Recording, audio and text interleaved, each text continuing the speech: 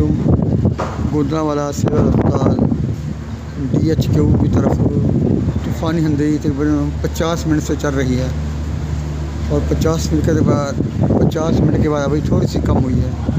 ये अभी का मंजर।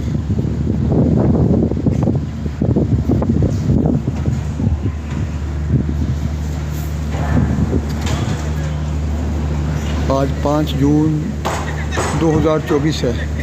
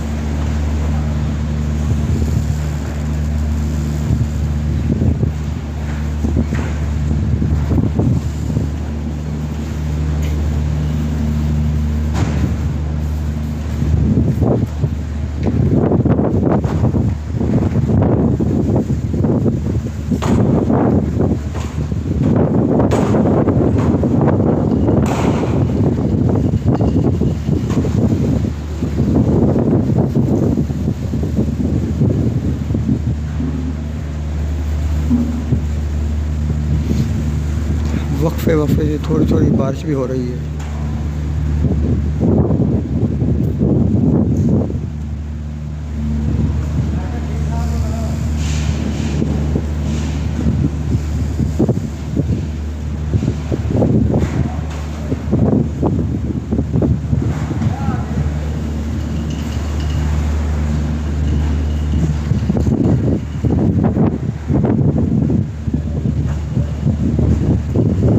और वे बहुत तेज़ छाए हुए हैं।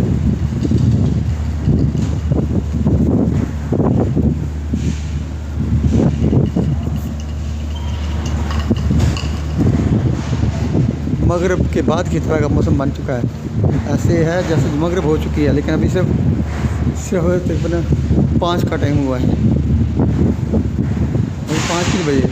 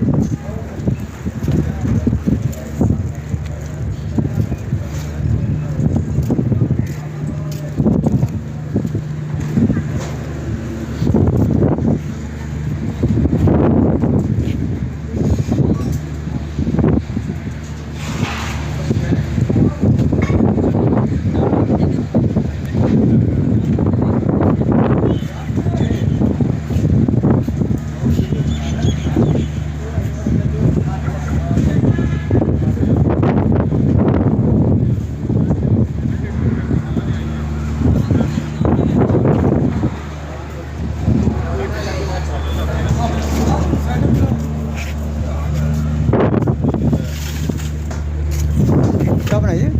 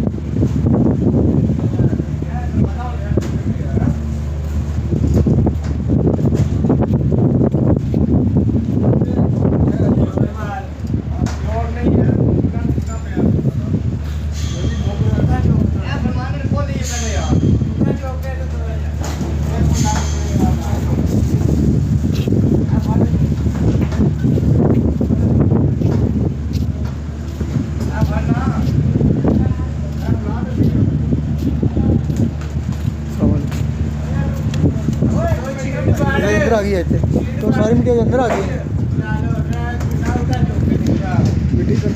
ज़ाहिर तेरी आई तो होनी थी